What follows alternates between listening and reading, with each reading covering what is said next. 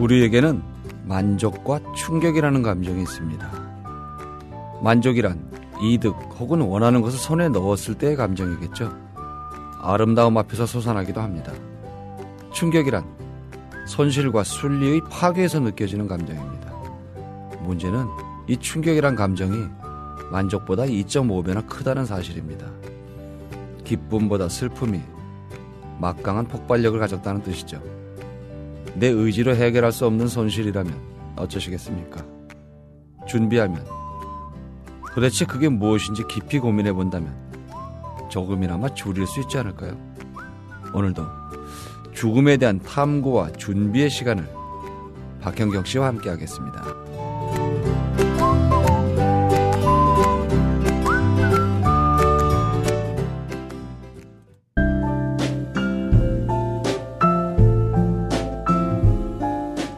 뇌에는 근육이 없습니다.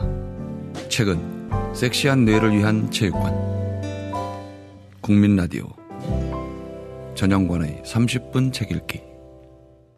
죽음을 설명해 주시는 분 박현경 씨입니다. 안녕하세요. 네, 안녕하세요. 죽음을 설명한다니까 조금 으시시한데 네. 저렇게 아름다운 저승사자가 있을 리가 없고. 네. 죽음을 설명한 실험한 책을 소개하는 박현경입니다. 좋습니다. 네. 네. 오늘은 이제 어떤 얘기죠? 네. 죽음 이제 여기서 실험을 했다고 말씀드렸잖아요. 예, 여러 예. 가지를. 근데 보통 우리 일반적으로 일반 사람들이 생각할 때는 영혼, 육체 이렇게 얘기를 하는데 예, 예. 과학자들은 의식으로 이제 얘기를 하더라고요. 의식. 예. 과연 의식이 심장이 정지하고 뇌가 정지했을 경우에 의식이 있을 것인가 없을 것인가. 근데 실제로 근사체험을 한 사람들은 예. 심장이 정지한 사람도 있었고 뇌까지 예. 뇌사에 빠진 사람도 있었는데도 불구하고 이제 그 의식이 있었거든요. 그래서 돌아와서 지난 시간에 말씀드렸지만 아버지 얼굴을 봤다든지 하는 예. 이런 식의 의식이 있고 그래서 이제 과학자들 의식에 대해서 실험을 많이 했거든요. 근데 이제 그 외국의 한 그 마취 전문인데 마취를 하게 되면 육체는 잠들듯이 아무 감각이 없는데. 그렇죠. 예. 몸은 이제 죽은 건 아닌데 의식이 없는 거죠. 무의식이 되는 거죠. 예. 그러니까 의식만 따로 분리할 수 있다는 겁니다. 몸과 의식을 분리할 수 있다는 겁니다. 그럴듯하네요. 네. 그렇다면 사람이 죽었을 때도 의식은 이 우주에 있을 수 있다. 어딘가로 갈 수도 있고. 네. 꼭 사람이 죽었다고 해서 모든 게 다 끝나는 게 아니라 의식이 분리가 돼서 따로 있을 수 있다. 그래서 보면 이제 여러 과학자들이 양자 이론이라든지 굉장히 어려운 이론, 슈레딩거의 고양이 이런 그런 이론들을 다 이제 근거 들면서 의식이 과연 이제 과학자들이 이제 팽팽하게 맞서는 거예요. 어떤 과학자들은 데니얼 데니시라고 굉장히 유명한 이제 철학자인데 그 학자는 뇌의 기능일 뿐이다. 의식은 뇌에 있는 것이다. 라고 하는 이제 과학자가 있는 반면 아니다. 의식은 뇌랑 상관이 없이 정말 다르게 양자 이론처럼 있을 것도 같아요. 네. 글쎄요. 그 전에 제가 한번 말씀을 드렸는데 아버지 첫 제사를 지낼 때 아버지 돌아가시고 저는 꿈에 아버지랑 우리 그 누나들하고 다 산에 모여 있었어요. 네. 그 산이 아버지 산소였어요. 네. 그 산에 모여서 이제 이렇게 밥을 먹는다고 막 모여 있었는데 큰 누나가 안 왔어요. 네. 그래서 큰 누나 안 온다고 맨날 늦네 어쩌니 했는데 아버지가 가보시겠다는 거예요. 그래서 아버지는 올 건데 뭘 가냐고 기다리시라고 그랬더니 부득부득 아버지가 가신다고 마중 나간다고 언덕을 내려가셨어요. 네. 나는 조금 이제 또 주춤 아버지 가신다니까 또 그냥 이렇게 쫓아가다가 잠에서 깼는데 첫 제사상을 물리고 큰 누나가 어제 내가 아버지 꿈을 꿨어. 그러는 거예요. 그러더니 너무 기가 막힌 건 꿈에 식구들이 산에서 모여서 밥을 먹기로 했는데 자기가 늦었다는 거예요. 늦어서 허둥지둥 막 그렇게 언덕길을 올라가고 있는데 아버지가 마중을 나왔다는 거예요. 네, 너무 소름 끼치네요. 왜? 그래갖고 그냥 그날 그 분위기가 아주 그냥 숙연하기도 하고 섬뜩하기도 하고. 네. 그런 거 보면 뭐가 있는 것 같기도 하고. 그렇죠. 이거는 저 혼자 꾼 꿈이 아니고 누나랑 이어서 꿨잖아요. 네.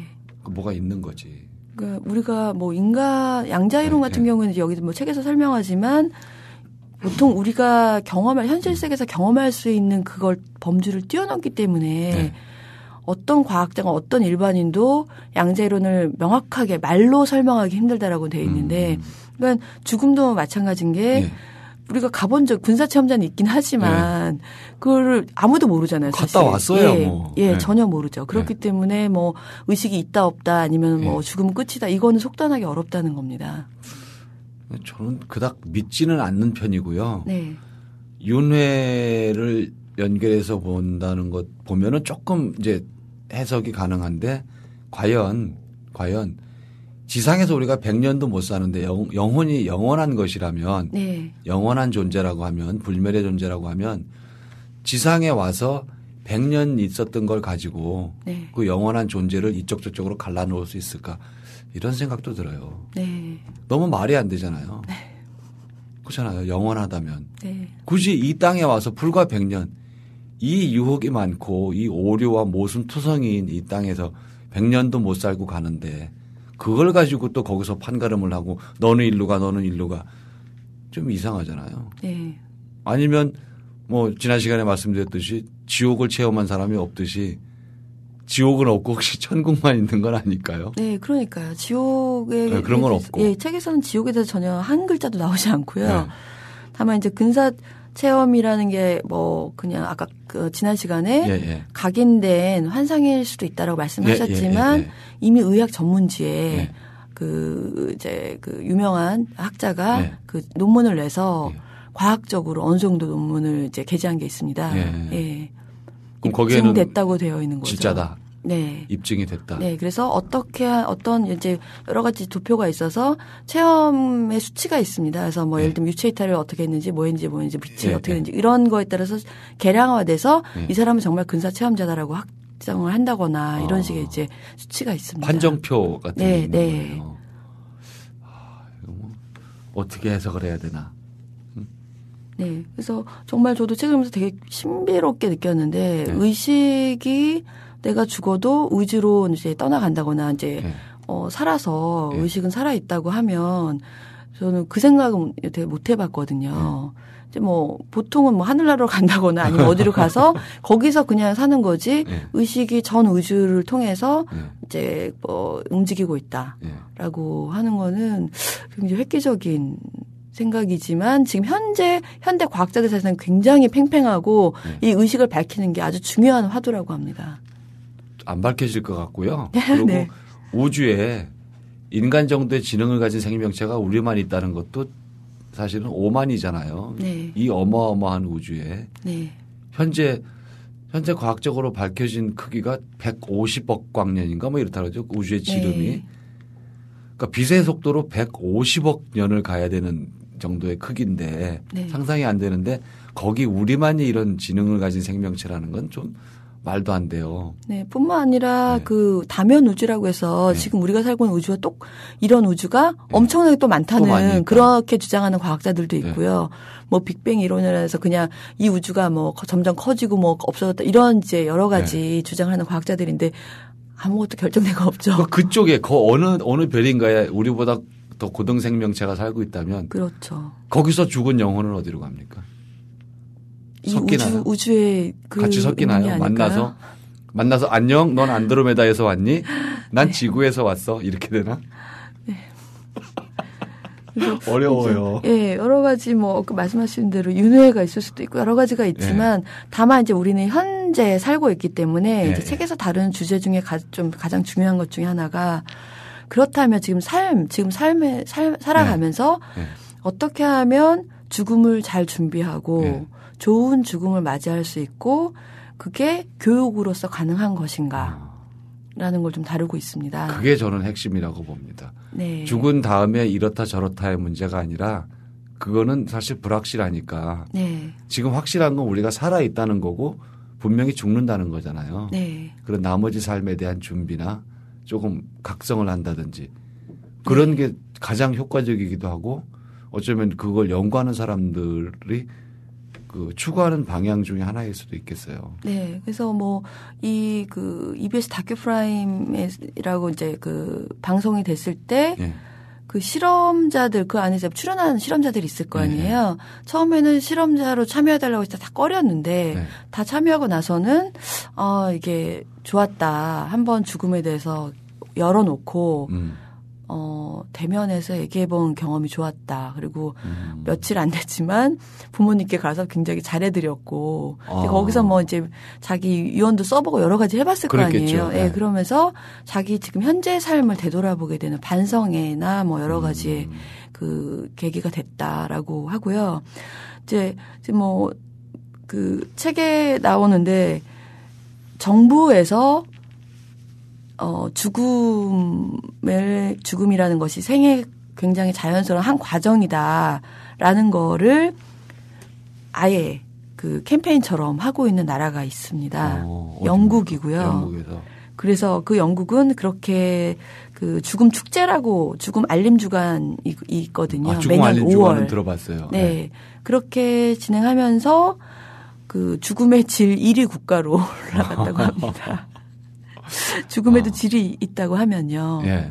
근데 실제로 이제 그 죽음을 되게 꺼리고 회피할 줄 알았는데 예. 그런 행사를 하니까 사람들이 뭐 죽음 카페, 데스 카페라도 이런 것도 이제 많이 이제 생겼고 2009년도부터 생겼다고 하는데 그 데스 카페 같은 경우에는 이제 가서 뭐 어린아이도 올 수 있고 아무나 올 수 있는 거예요. 죽음 앞둔 사람도 올 수 있고 와서 그냥 죽음에 대해서 터놓고 얘기할 수 있는 공간, 시간을 주는 이제 카페입니다.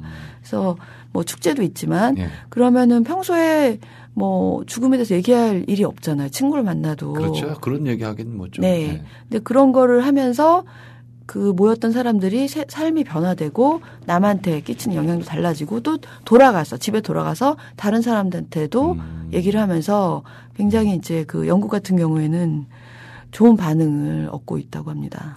우리도 도입해 볼 만하네요. 우리는 또 이렇게 그 천당 지옥 얘기도 많이 있고 네. 그 윤회에 대한 생각을 가진 사람들도 많고 해서 네.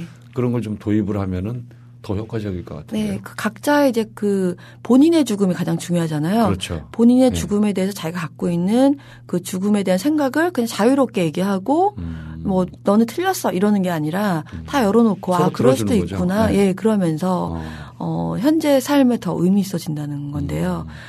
데스카페, 뭐 죽음 카페 같은 경우에는 뭐 그 아무나 지금 이제 외국에서 사례를 보면. 네. 뭐 우리 집도 될 수 있고 아니면은 뭐 근처 어디 뭐 공연장이 될 수도 있고 아무 데서나 모여서. 자기가 벤치 뭐 어디 공원 내에서 모이자 이러면은 그게 하나의 카페가 돼서 거기서 이제 각자 뭐 조금 가져와서 뭐 커피를 가져온다든지 해서 얘기를 그냥 나누는 공간을 마련하는 거고요. 그러네요. 얘기를 안 하고 회피하는 것보다는 네. 제대로 이렇게 정면으로 바라본다든지 한번 같이 얘기를 나눠보고 그러면은 두려움이 줄어드는 것도 있겠지만 지금 박현경 씨 얘기대로 삶에 대한 자세가 또 좀 달라질 것 같아요. 네. 그래서 외국에서는 지금 죽음 교육을 실제로 이제 중고등학생들한테는 시간에 이제 클래스에 넣고 있고요. 근데 이제 예를 들면 어떤 뭐 대학생 뭐 중고등학생이겠지만 대학생 같은 경우는 이제 어느 교수가 자기가 하고 있는 죽음 교육에 대해서 얘기를 했는데 학생들한테 이렇게 질문 던진대요. 만약에 학생들의 수명이 반년밖에 안 남았다고 하면 그 남은 시간을 어떻게 보내겠습니까? 에 대해서 에세이를 쓰시오. 그거 좋네요. 네. 그리고 또는 뭐 그 작별의 편지를 써봐라. 뭐 대학생이니까 뭐 죽을 나이는 아니잖아요. 네, 그렇죠. 그럼에도 불구하고 미리 써보는 거죠. 우리나라에서 그런 걸 하면은 그 엄마들이 항의 방문을 할 것 같아요. 네. 그리고 이제 그 강의 초반에 이런 얘기를 하는데 처음에 이제 클래스 시작할 때 부모님께 마지막 순간을 어디서 맞이하고 싶으신지 여쭤봐라. 이제 과제를 내주는 거죠. 그럼 이제 대학생들이 돌아가서 이제 여쭤봤더니 90% 이상의 부모님이 집에서 맞이하고 싶다라고 대답을 하셨대요. 그런데 현실은 95% 이상이 병원에서 생을 마감하시잖아요. 그럼 이제 그런 걸 괴리감을 느꼈을 때 정말 좋은 죽음이란 무엇인가 다시 한번 생각하게 되겠죠. 현재 이제 죽음, 좋은 죽음, 나쁜 죽음 할 때 정말 뭐 나쁘게 죽었다도 있지만 네. 마지막 순간에 그 임종이 다가왔을 때 그 튜브 꽂고 막 여러 가지를 그 의사들이 또 가족까지 내쫓고 어떻게든 육체를 살려내려고 네. 하다가 돌아가시고 임종 시간에 가족들과 그 마지막 순간을 잘 못 누리고 돌아가시고 네. 가족들도 그거에 대해 회한 마지막을 인사를 못했다든지 네. 이런 게 이제 비일비재한데 이제 그랬을 경우에 과연 좋은 죽음이란 미리미리 이제 준비해야 되는데 그랬을 경우에 뭐 내가 죽을 땐 어떻게 해달라든지 이제 네. 노년에 대한 죽음 교육도 이제 책에 나오거든요. 그러면은 그런 분들 같은 경우에는 뭐 이미 고령이신데 네. 그런 얘기 하는 것 자체가 실례일 것 같잖아요. 어머님 말씀도 하셨지만. 예.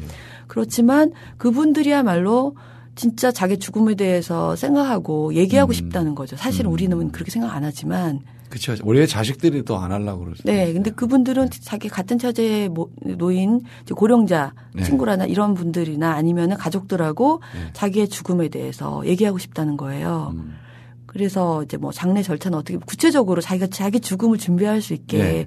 그리고 어떤 식의 죽음을 맞이하고 싶다라든지 죽기 전에 뭘 하고 싶다라든지 이런 거를 자연스럽게 얘기하고 싶지만 가족들이 일부러 더 회피하거나 그런 얘기를 꺼내면 불길하다. 돌아가시면 어떡해. 불안해요. 예, 그런 생각 때문에 못하지만 실제로 그 당사자분들께서는 그런 얘기를 하고 싶다는 겁니다.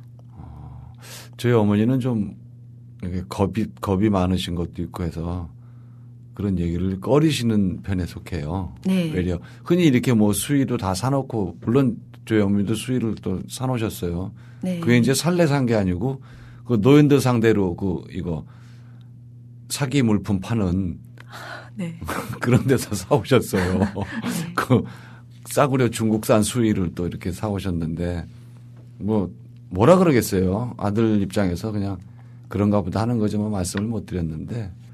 근데 그게 과연 사기성으로서만 현혹돼서 그러신 것 같지는 않고요. 지금 제가 책에서 얘기하듯이 자기 죽음에 대해서 제일 진지한 이제 연령층이 고령층일 거고요. 당장 닥칠 문제인데. 자식들이나 이제 젊은 사람들은 계속 외면하니까 이제 자기 스스로 답답하고 그래서 어떻게든 이제 방법을 여러 가지를 사드린다는 말은 못하지만 주변에서 그런 얘기할 때 펄쩍 뛰셨거든요. 네. 진심으로. 네. 그래서 우리 어머니는 또 그런 스타일이 아니신가 보다 그랬는데 아마 계속 이렇게 놀이 삼아서 가시다가 네. 계속 가면 물건을 안 사고 계속 가기만 하면 거기서 눈치를 준대요. 네, 네, 그래서 그중 쓸모 있는 걸 고르신 게 아마 수의였을 것 같아요. 네, 옥작방 같은 거 절대 안 사오시는데. 네. 뭐 요즘에는 60대는 아직 뭐 젊은이라고 하니까요. 뭐 보통 90대 넘어서까지 다들 장수하시기 때문에. 그리고 이제 제일 난감한 게 이제 뭐 병으로 이제 곧 죽기 직전에 죽어가는 사람들이 뭐 주변에 있을 때 문상을 갖거나 아니면 가족 중에 한 사람이나 이럴 경우에 제일 힘들죠. 뭐 어떻게 무슨 얘기를 해야 될지 뭐 이 사안을 해결해 준다거나 아니면 뭔가 이렇게 노력하는 모습보다는 이 책에서 권하는 방식은 그냥 죽음에 관해서 솔직하게 대화를 터놓고 하는 게 좋다라고 얘기를 합니다. 그리고 그냥 옆에 있어주는 게 좋다. 뭘 해결하려고 하지 말고 그 사람은 같이 옆에 있어주는 것만으로도 그게 위안이 되고 가장 따뜻한 임종을 맞이할 수 있는 준비가 되는 거라고 얘기를 하고 있고요. 실제로 이제 이제 신뢰가 나오는데 어떤 이제 여자 화가라고 표현하겠습니다. 이제 남편이 죽게 된 거예요. 이제 죽어가는 과정을 화가였기 때문에 너무 사랑했는데 죽게 됐기 때문에 죽어가는 과정을 이제 뭐 병상에 있고 뭐 이런 거를 그림을 남편을 죽기 전까지 그렸는데 이제 그림을 보니까 굉장히 이 사람이 사랑스럽고 아기같이 느껴지기도 하고 고통스러웠지만 그리고 실제로 그걸 그리면서 이제 뭐 환상적으로 그린 게 아니라 굉장히 리얼하게 현실적으로 그렸거든요. 그러면서 본인도 자기 삶에 대해 다시 한번 각성을 하게 되고 이제 죽음을 맞이하는 준비가 됐다라고 얘기를 하는 거예요. 그래서 남편이 이제 돌아간 후에 그 다른 죽어가는 사람들 전혀 모르는 사람들 이제 호스피스 병동이라든지 이런 데 가서 그 사람들을 자원봉사로 그림 그려주는 일을 하게 됐는데 그래서 한 이제 그 젊은 사람인데 죽어가는 사람이 있는 거예요. 곧 죽을. 그래서 그 사람한테 내가 당신의 그 모습을 그림을 그려주겠소라고 제안을 했더니 싫어할 줄 알았는데 너무 흔쾌히 수락을 하면서 자기는 이제 온몸에 고통밖에 안 남아서 투명같이 느껴졌었는데 그런 제안을 받음으로써 아, 나를 누군가 살아있는 존재로 생각해 주는 사람이 있었구나라고 느꼈다. 너무 기뻤다라고 얘기를 했다고 합니다. 그러네요. 고통만 남았다. 그 말이 좀 많이 아프다. 네. 인간으로서 할 수 있는 게 뭐 없잖아요. 이제 죽기 직전이고 다 그렇게 생각해서 외면하거나 뭐 회피하고 이렇게 가족들도 슬슬 피하고 그 말을 안 하려고 하고 이제 거의 투명 인간이 죽은 거죠 이미 마음. 그렇죠. 예. 그런데 누군가 와서 그림을 그려주겠다고 제안했을 때 그런 것처럼 오히려 터놓고 이제 그런 임종의 직전에 있는 분들과는 터놓고 죽음에 대해서 얘기하고 당신은 정말 당신이 이 세상에 왔던 건 축복이었다라고 얘기해 주는 그런 얘기를 듣고 싶을 거라는 거죠. 그런 분위기, 그런 사람들이 우리 주변에 많다면 그것도 일종의 심리적 복지 혜택이 되겠어요. 네. 그게 정말 많아서 보편적으로 이렇게 흔해진다면 그런 데스카페가 있듯이 서로 얘기도 하고 그런 자원봉사자들도 더 많아진다면 거의 뭐 보편적 복지 수준까지 가는 심리적 복지도 되고 그렇다면 사회가 그 현경 씨 얘기대로 조금 더 안정되고 아름다워질 것 같아요. 네, 돈이나 어떤 뭐 사회적 위치, 지위 이런 것보다는 어차피 다 죽잖아요. 돈을 쌓아놓으면 안 죽을 거 영원히 불멸할 것 같은 그런 환상 또 내지는 요즘 이제 성형에 대한 얘기도 나오는데요. 성형을 하면 계속 젊을 것 같고 안 늙고 안 죽을 것 같은 그런 이제 어떤 방어 기제로 해석하고 있지만 결국은 죽고. 그렇죠. 성형과 생명 연장은 아무 상관이 없잖아요. 네.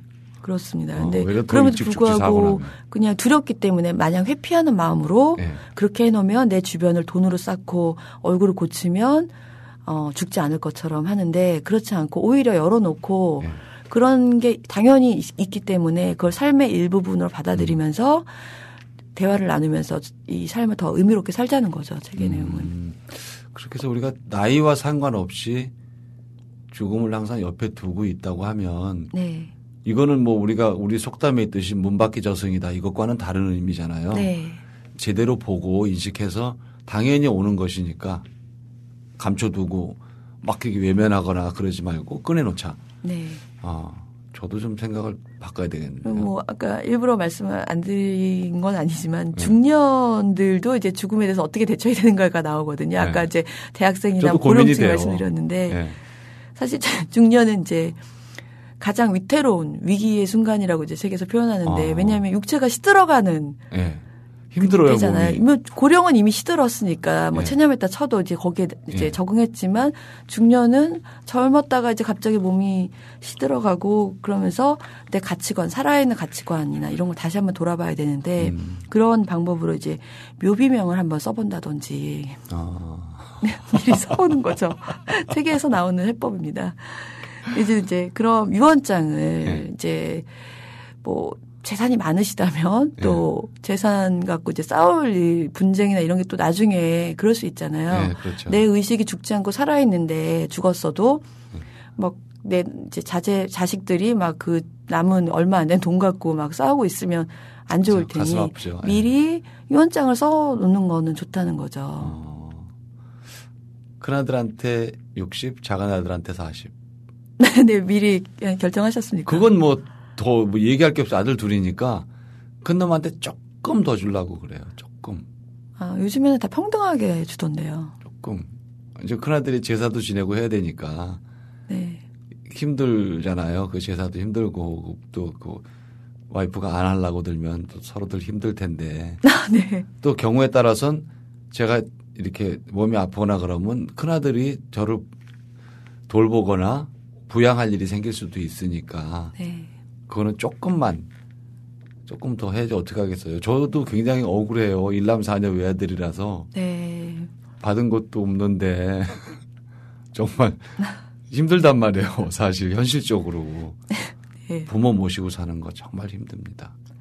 힘들죠. 예, 정말 힘들어요. 내 부모지만 이거 벌 받으려고 하는 소리가 아니라 부모 모시고 사는 게 힘들어요.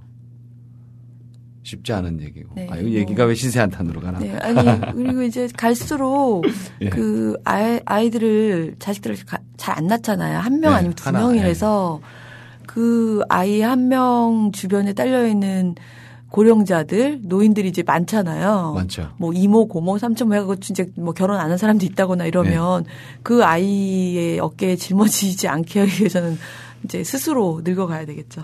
돈도 좀 더 벌어야 되겠고요. 어떻게 뭐 국민연금은 몇 푼 안 될 것 같아서 뭐라도 해야 되는데 버는 건 없고 이거 참 큰일 났어요. 근데 더 벌진 못하니까 만족하는 방법을 배우고 그래야 뭐 답이 나오겠죠. 네. 수입을 못 늘린다면 지출을 줄이고 만족하는 법을 배우고. 네. 그래야 제가 행복하니까. 그렇죠. 여러분들도 그래야 될 것 같아요. 현경 씨 아직은 뭐 충분히 젊으니까. 네. 아니, 뭐. 만족하는 법보다는 좀 더 값진 일을 하는 쪽으로 힘을 써보세요. 네. 책을 보시면 제가 뭐 다 설명 못 드렸지만 그런 여러 가지 방법을 찾으실 수 있을 겁니다. 네. 여러분들도 한번 찾아보시기 바랍니다. 자, 오늘 말씀 고맙습니다. 네. 감사합니다. 네. 네. 죽음은 객관으로 우리 곁을 맴돌곤 합니다. 가족, 부모이더라도 결국 타인의 일이죠. 자신이 주인공이 되는 순간 할 수 있는 일은 거의 없습니다. 혼수 상태이거나 전신을 움직일 수 없거나 치매에 걸린 경우일 테니까요. 급작스럽게 숨이 끊어지는 경우도 있습니다. 객관이 아닌 주관으로서의 죽음은 어떨까요? 스스로가 죽음을 관장할 수 있다면 우리는 당연히 아름다운 죽음, 주변에게 충격을 주지 않고 따뜻하게 마무리하는 죽음을 생각할 겁니다. 그런데 이게 가능한 일입니까? 종교에 심취했다면 다르겠지만 보통은 충격과 공포 말고는 떠오르는 게 없습니다. 허둥대다가 인사도 제대로 남기지 못하고 떠나는 셈이죠. 죽음과 삶이 별개의 명제가 아니라 서로 이어졌다고 생각하면 달라질까요? 머리로는 이해가 되는데 어떻게 해야 행동도 그리 되는지는 뭐 솔직히 잘 모르겠습니다. 열심히 살고 잘 마무리하고 싶은 마음이야 다들 비슷할 텐데 이게 또 마무리가 쉽지 않고 타인에 의해 가족에 의해 행해지곤 합니다. 현실적인 수습은 당연히 남은 사람들의 몫이지만 죽음에 대한 철학이나 준비는 본인이 전담하면 좋겠다는 생각을 해봅니다. 오늘을 계기로 죽음을 다른 방향에서 바라보려고 합니다.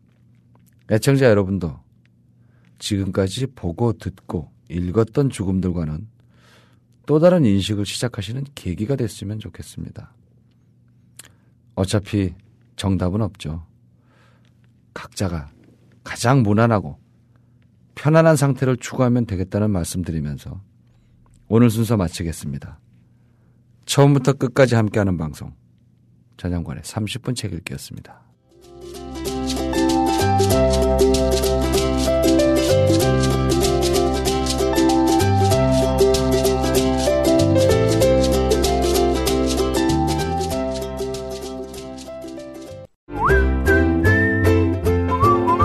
국민라디오 팟캐스트 응원하는 가장 쉬운 방법 아시나요?